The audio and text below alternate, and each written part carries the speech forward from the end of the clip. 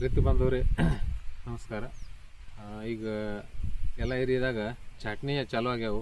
ಖರೆ ಒಂದು ಸಮಸ್ಯೆ ಏನೈತೆ ಅಂದ್ರೆ ಈಗ ಎಲ್ಲ ಕಡೆ ಫುಲ್ ಎಲ್ಲ ಕಡೆ ಮಳೆ ಆಗೈತಿ. ದೊಡ್ಡ ದೊಡ್ಡ ಮಳೆ ಆಗಿ ನಿಂತೈತಿ. ಈಗ ಏನು ಮಳೆ ಆಗಿ ನಿಂತೈತಿ, ಈಗ ನೀವು ಲಗನ ಚಟ್ನಿ ಯಾರು ಇದ್ರಲ್ಲಿ ಹೊಡೆದು ಬಿಟ್ಟಿರು, ಅವ್ರು ಚಟ್ನಿ ಟೈಮ್ ಬಂದೈತಿ, ಚಟ್ನಿ ಹೊಡ್ಯಾಕೆ ಚಾಲೂ ಮಾಡಿದ್ರು. ಯಾರು ಇದ್ರಲ್ಲಿ ಹೊಡೆಯೋದು ಮಳೆ ದಿವಸದಿಂದ ನಿಲ್ಸಿರೋ ಅವ್ರು ಇದ್ರಲ್ಲಿ ಹೊಡ್ಯಾಕೆ ಚಾಲೂ ಮಾಡ್ಯಾರು.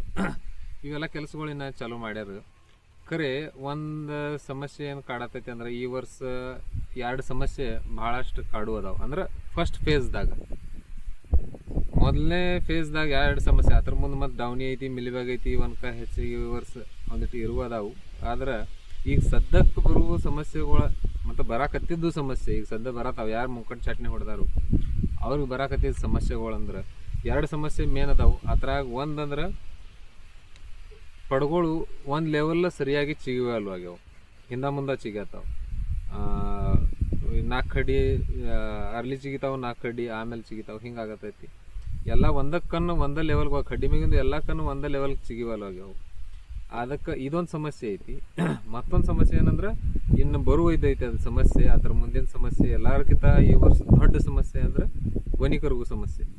ನಾವು 2-3 ತಿಂಗಳ ಹಿಂದೆ ಒಂದು ವಿಡಿಯೋ ಹಾಕಿದ್ವಿ. ಅವಾಗೂ ಹೇಳಿದ್ವಿ, ಯಾಕಂದ್ರೆ ಅವಾಗೂ ಬೇಸಿಗೆ ಮಳೆ ಚಾಲು ಇದ್ದು, ಅವಾಗೂ ಹೇಳಿದ್ವಿ ಈ ವರ್ಷ ಗೊನಿ ಕರುಗು ಸಮಸ್ಯೆ ಹೆಚ್ಚಿರ್ತೈತೆ ಅಂತಂದ.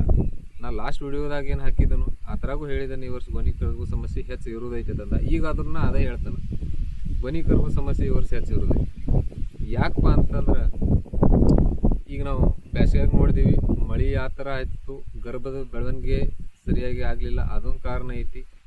ಅದು ಬರೋ ಕಾರಣ ಮುಂದೈತಿ. ಅದು ಗೊನಿ ಕರುಗು ಸಮಸ್ಯೆ ಏನೈತಿ ಅದ್ರ ಮ್ಯಾಗಿಂದ ನಾವು ಮತ್ತೊಂದು ಟಾಪಿಕ್ ಇಡೋನು, ಮತ್ತೊಂದು ವಿಡಿಯೋ ಮಾಡೋನು ಅದಕ್ಕೆ. ಖರೆ ಈಗ ಸದ್ಯ ಸಮಸ್ಯೆ ಏನ ಅಂದ್ರೆ ಪ್ಲಾಟ್ಗಳು ಹಿಂದೆ ಮುಂದೆ ಭಾಳ ಚಿಗ್ಯಾತಾವು. ಅದ್ರಾಗ ಏನಾಗತೈತಿ ಈಗ ಅದಕ್ಕೆ ಕಾರಣಗಳು ಏನಂದ್ರೆ ಈಗ ಒಂದಾದ್ರೆ ಹೆಚ್ಚಿಗೆ ದೊಡ್ಡ ಪ್ರಮಾಣದಾಗ ಮಳೆ ಆಗೈತಿ. ಮಳೆ ಆಗೈತಿ ಅಂದ್ರೆ ಹೆಂಗಾಗೈತಿ, ವರ್ಷ ಮಳೆ ಆಗತ್ತಿತ್ತು. ಖರೆ ಈ ವರ್ಷದ ಮಳೆ ಒಂದಿಟ್ಟು ಬೇರೆ ಐತಿ. ಮಳೆ ಆಗ್ರೆ ಹೆಂಗಾಗತೈತಿ, ದೊಡ್ಡ ಮಳೆ ಆಗತ್ತಾವು, ಪೂರ್ತಿ ತೆಳಗಿನ ಮಟ್ಟ ಭೂಮಿ ನೀರು ಹಿಂಗ್ತಾವು, ತೊಯ್ಯುವಂಗ ಪೂರ್ತಿ ಹಸಿ ಆಗುವಂಗ ಮಳೆ ಆಗತ್ತಾವು, ಪೂರ್ತಿ ಎಲ್ಲ ನೀರು ಹರಿದಾಡಿ ಹೋಗುವಂಗ ಮಳೆ ಆಗತ್ತಾವ. ಅದ್ರಾಗ ಏನಾಗತೈತಿ, ಮ್ಯಾಗಿಂದನೂ ಟೆಂಪ್ರೇಚರ್ ಇಲ್ಲ, ಕೋಲ್ಡ್ ವಾತಾವರಣ ಐತಿ, ಕೋಲ್ಡ್ ಐತಿ. ಅದರಿಂದ ಏನಾಗತೈತಿ, ವರ್ಷಕ್ಕೆ ಈ ವರ್ಷ ಈ ದಿನದಾಗ ಟೆಂಪ್ರೇಚರ್ ಇರ್ತಿತ್ತು. ಆ ಟೆಂಪ್ರೇಚರ್ ಕಡ್ಡಿಗೆ ಸಿಗುವಾತು, ಸರಿಯಾಗಿ ಚಿಗ್ಯಾಕ ಆ ಟೆಂಪ್ರೇಚರ್ ಸಿಗುವಾತು.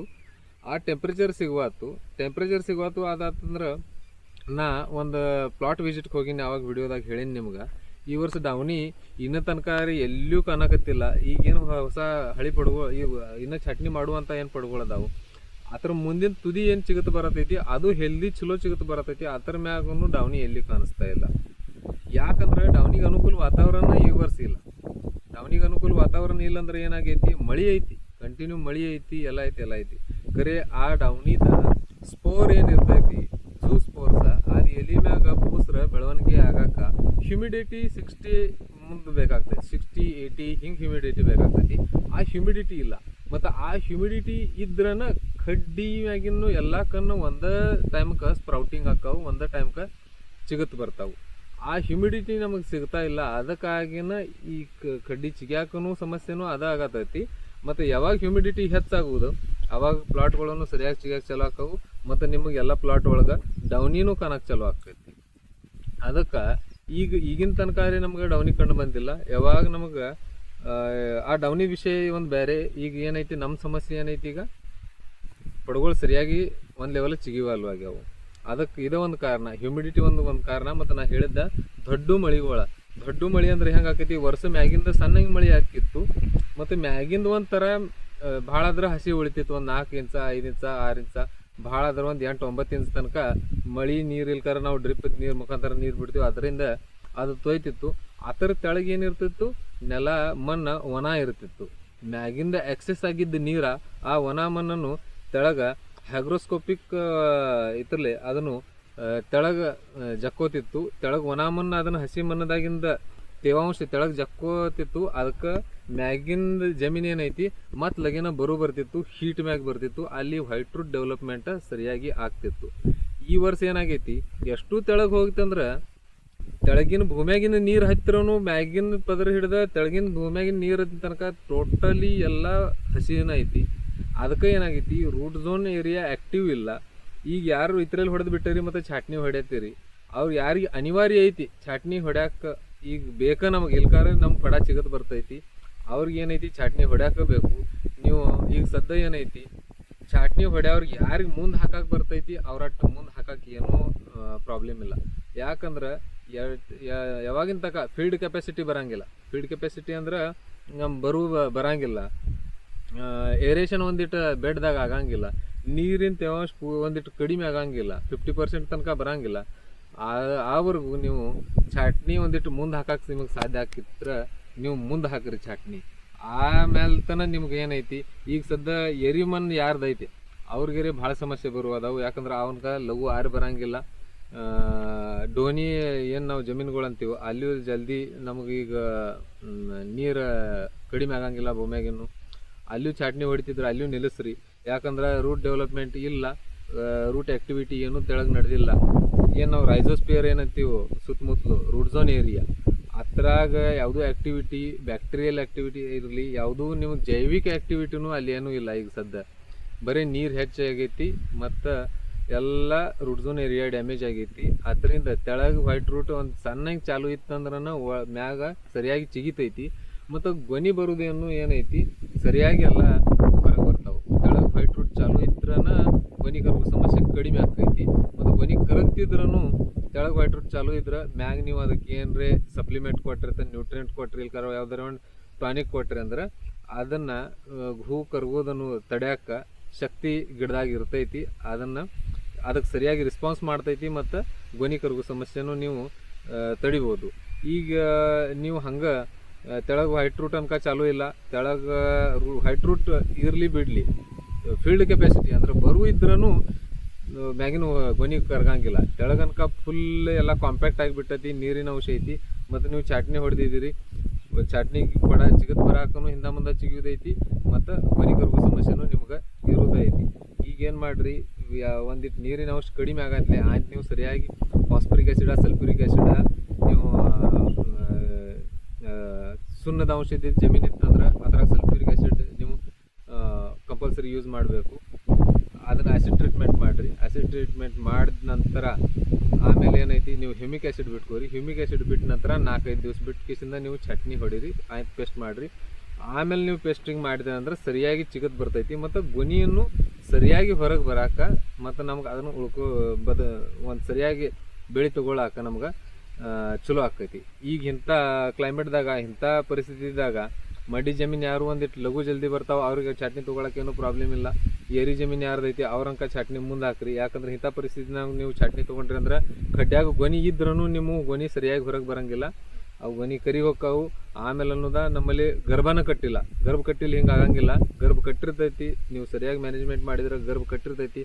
ನಮಗೆ ಕಡ್ಡಿ ಚಲೋ ಆಗಿದ್ದು, ಗರ್ಭನು ಚಲೋ ಕಟ್ಟಿದ್ದು, ಕಡ್ಡಿ ಅನ್ಕ ಅಗದಿ 1 ನಂಬರ್ ಕಾಣ್ತಿದ್ದು ಅಂದ್ರೆ ಖರಿ ಗೊನಿ ಬಂದಿಲ್ಲ. ಹಿಂಗೆ ಯಾವಾಗ ಆಕೈತಿ, ಅವಾಗ ತೆಳಗೆ ಏನ್ರಿ ಡ್ಯಾಮೇಜ್ ಮಿಸ್ಟೇಕ್ ಆಗಿರ್ತೈತಿ, ಅವಾಗನ ಅಂಥ ಕಡ್ಡಿಯಾಗಿಂದ ಗೊನಿ ಬರೋಕ್ಕೆ ಸಮಸ್ಯೆ ಬಂದಿರ್ತೈತಿ.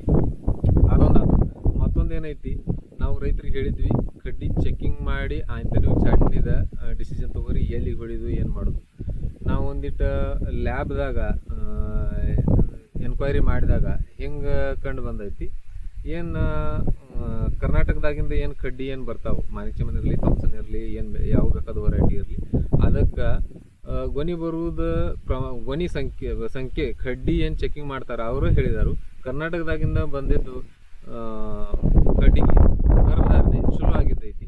ಅಂದ್ರೆ ಜತ್ ಹಿಡ್ಕೊಂಡು ತೆಳಗ ಈ ಕಡೆ ನಾವು ತೆಲ್ಸಂಗ ಆತ್ನಿ ಹಿಡ್ದ ತೆಳಗೆ ಏನೈತಿ ವಿಜಾಪುರ ಕಡೆ, ಆ ಕಡೆಯಿಂದ ಏನು ಕಡ್ಡಿ ಚೆಕಿಂಗ್ ಬಂದಾವು ಅದ್ರಾಗ ರಿಪೋರ್ಟ್ ಸರಿಯಾಗಿ ಐತಿ. ಮತ್ತು ಯಾವಾಗ ಬ್ಯಾಸಿಗಾಗಿ ಮಳೆ ಹೆಚ್ಚಾಗ್ಯಾವ, ಜತ್ ಹಿಡ್ದ ಮ್ಯಾಲ ಕವಟೆ ಮಕ್ಕಳದು ಹಿಡ್ದು ತಾಸ್ಗಾವ್, ಪಲೂಸ್, ಮಿರಜ್ ಈ ಏರಿಯಾದಾಗ ಏನು ಮಳೆ ಆಗಿದ್ದಾವೆ ಅದಾವು ಬ್ಯಾಸಿಗ್ಯಾಗ, ಅಲ್ಲಿಂದ ಏನು ಕಡ್ಡಿ ಬರತ್ತಾವು ಅವು ಎಲ್ಲ ಇಲಾಂಗೇಟೆಡ್ ವೆರೈಟಿ ಅದಾವು. ಮತ್ತು ಅಲ್ಲಿ ಗೊನಿ ಸಂಖ್ಯೆ ಪ್ರಮಾಣ ಅಗದಿ ಪ್ರಮಾಣದಾಗನ ಹೆಚ್ಚಿಗೆ ಒಟ್ಟಕ್ಕೆ ಅನ್ಸಂಗಿಲ್ಲ. ಇಲ್ಲಿ ಕಡಿಮೆನೂ ಐತಿ. ಯಾರು ಚಲೋ ನಿಯೋಜನೆ ಆಗೈತಿ ಬ್ಯಾಸಿಗಾಗಿಂದ ಪದ್ಧತಿರು ಮಾಡ್ಯಾರು ಅಲ್ಲಿ ಒಂದಿಟ್ಟು ಗೊನಿ ಚಲೋ ಇದ್ದಂಗೆ ಅನಿಸ್ತೈತಿ. ಇರ್ಲಿಕ್ಕಾರ ಕರ್ನಾಟಕದಾಗ ಗೊನಿ ಸಂಖ್ಯೆ ಏನು ಇರೋದು ಪ್ರಮಾಣ ಏನೈತಿ ಕಡ್ಡಿ ಚೆಕಿಂಗ್ದಾಗ ಮಹಾರಾಷ್ಟ್ರಕ್ಕಿಂತನೂ ಚಲೋ ಐತಿ. ಯಾಕಂದ್ರೆ ಬ್ಯಾಸಿಗೆಗೂ ಮಳೆ ಈ ಕಡೆ 8 ದಿವಸ 10 ದಿವಸ ಹತ್ಕೊಂಡಿದ್ದು ಅವು ಅಲ್ಲಿ ಗ್ಯಾಪ್ ಬಿಟ್ಟು ಆಗಿದಾವೆ ಮಳೆ. ಅದಕ್ಕೆ ಆ ಕಡೆ ಸನ್ಲೈಟ್ ಚಲೋ ತಂಗೆ ಸಿಕ್ಕೈತಿ, ಗೊನಿ ಚಲೋ ತಂಗೆ ತಯಾರಾಗಿದಾವೆ.